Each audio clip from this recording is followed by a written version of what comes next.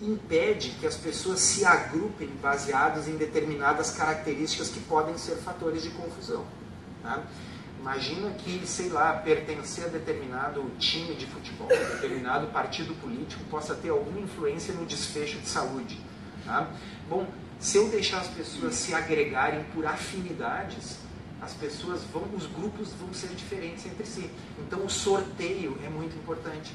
Porque aí mesmo variáveis que eu nem imagino vão ser iguais entre os grupos. Tá bem? E aí a gente muda uma variável e compara o desfecho. Esse tipo de estudo permite postular que uma coisa é causa de outra. Eu sorteio aqui metade desse grupo, metade para cá.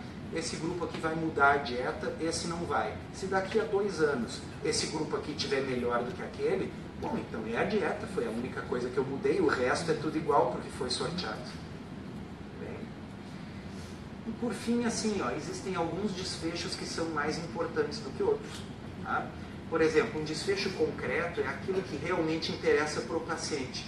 Tá? Tem muito estudo que vocês vão ver cujo desfecho é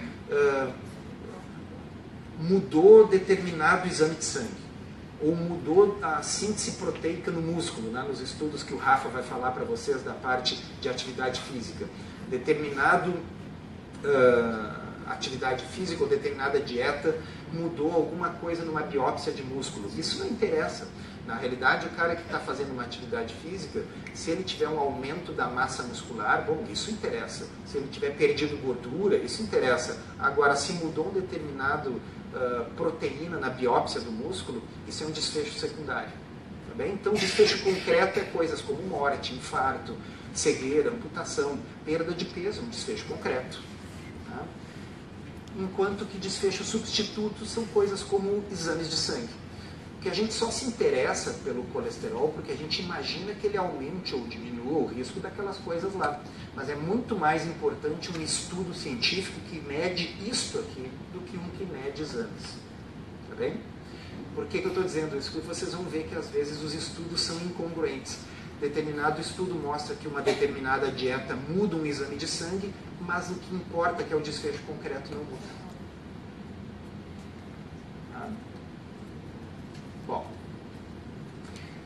então, terminologia a gente já viu, estudo epidemiológico é tipo um testemunho, a mesma coisa que observacional, ensaio clínico é tipo um experimento, que é como se fosse uma gravação. Tá? Feita essa introdução chata, e agora vamos entrar no assunto. Tá? As diretrizes nutricionais que estão vigindo aí são baseadas em 2 pilares problemáticos, na minha opinião. Tá? Um deles é o foco excessivo em calorias. Basicamente é só no que se fala. As diretrizes são como são porque elas estão focadas em calorias e porque tem fobia da gordura na dieta. A gordura é o inimigo número 1 da dieta nas diretrizes vigentes.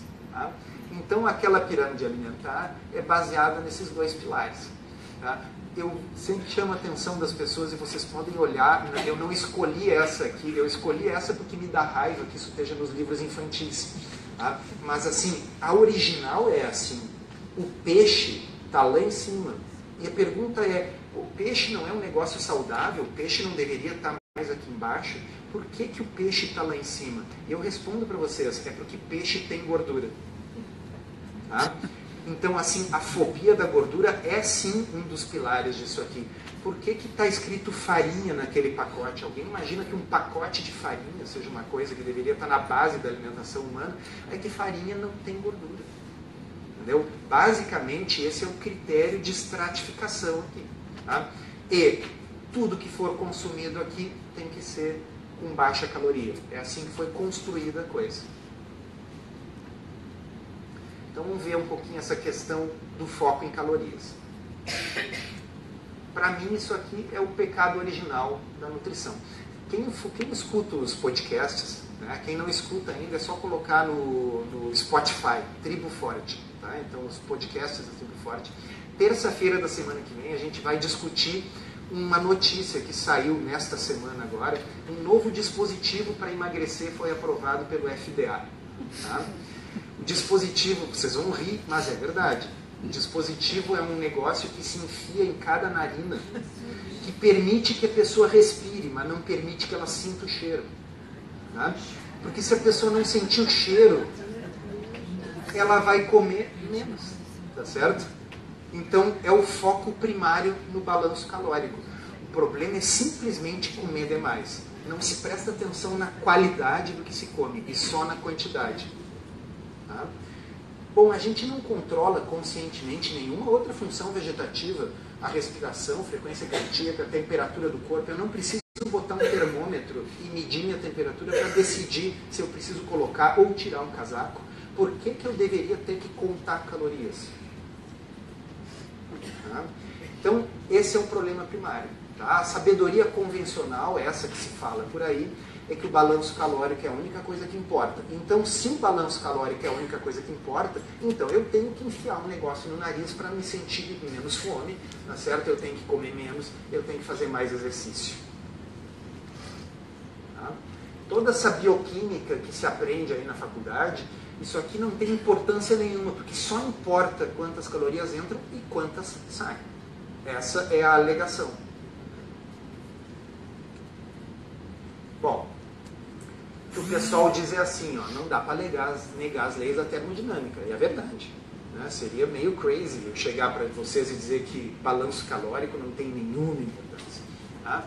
Para qualquer coisa viva aumentar de tamanho, precisa entrar mais energia do que sai. Tá?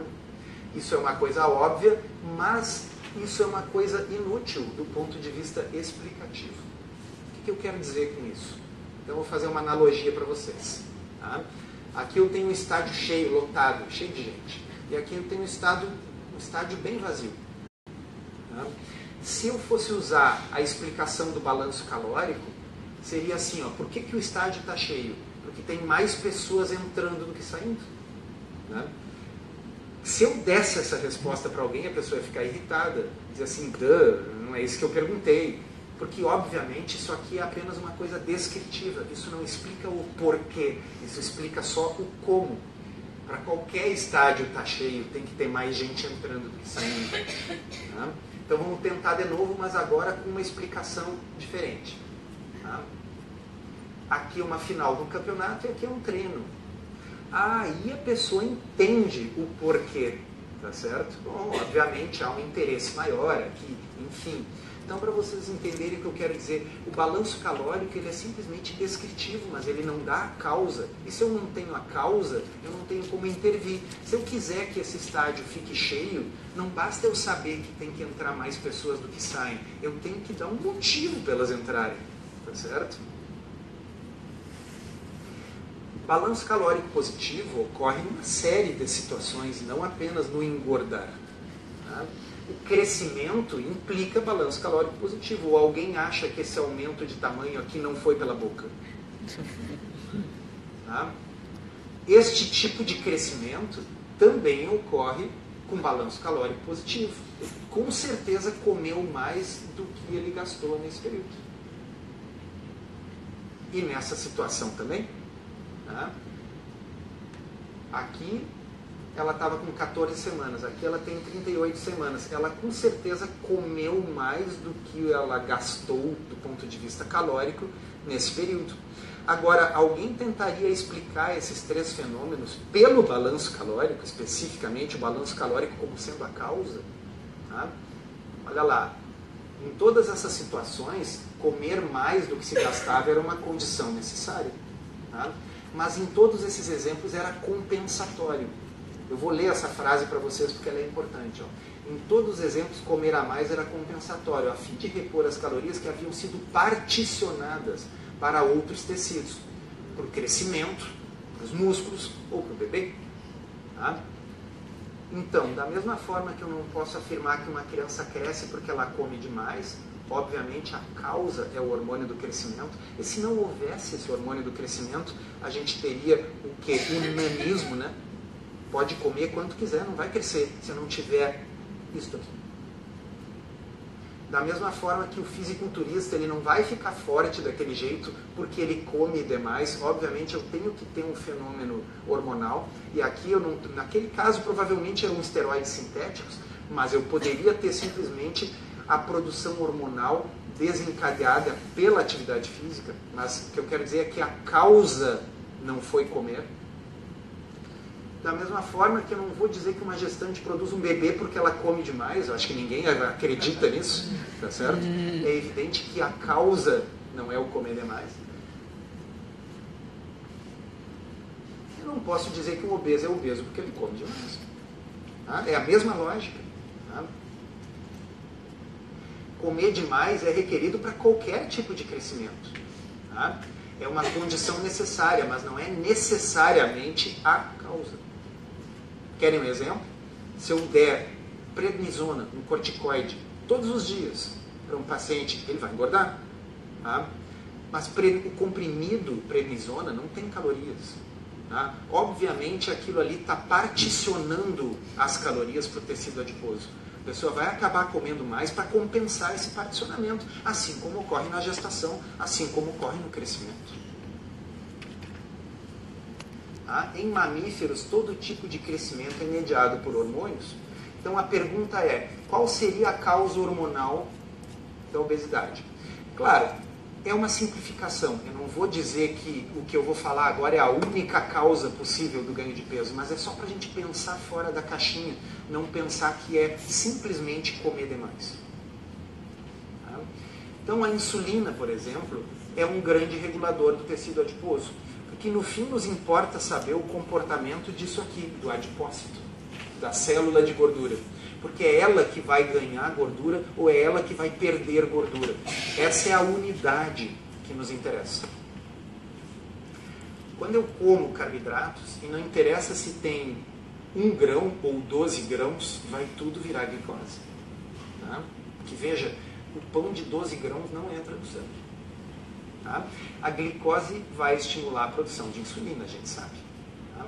E a insulina tem sabidamente um efeito de lipogênese, ela favorece a entrada de gordura dentro do adipócito, e ela tem um efeito antilipolítico, ela diminui a saída de gordura do adipócito. Que significa que se eu pegar, por exemplo, adipócitos em um meio de cultura in vitro e expô-los à insulina, eu vou ter um efeito de aumento do conteúdo lipídico dessas células. Tá? Isso não é novidade, está em qualquer livro de bioquímica. A gente simplesmente, às vezes, desconecta na nossa cabeça aquilo que aprendeu no início da faculdade e depois chega na parte clínica e diz, o problema é que come demais e tem que seguir a pirâmide alimentar. Bom, isso aqui é uma coisa interessante de vocês pensarem. O adipócito, ele não sabe se você está de dieta, está fazendo exercício. O adipócito não sabe usar o MyFitnessPal. Ele não tem como saber isso. Eles enxergam apenas hormônios. Tá? Na ausência de insulina, eles liberam. Na presença, eles acumulam. Tá? E daí a importância dos carboidratos como regulador. Por quê? Porque eles regulam a secreção de insulina. Tá? Então essa foi a ideia que baseou a teoria da insulina da low carb. Tá? Se essa teoria está correta, se é a principal forma que low carb funciona ou não, nem é o ponto. É mais para ajudar a gente a pensar fora da caixinha e ver assim, porque foi o que aconteceu lá em 2011, quando eu li o livro do Taubes a primeira vez. Eu disse assim, eu nunca tinha pensado nessa hipótese. Para mim era simplesmente uma questão de comer demais. Então é bom a gente conseguir ver por outro ângulo. Tá? Olha só, passar fome também reduz a insulina. É uma outra forma. Tá? Mas isso tem um custo, né? Perder peso passando fome. Qual é o custo? É a necessidade de continuar passando fome, além da fadiga.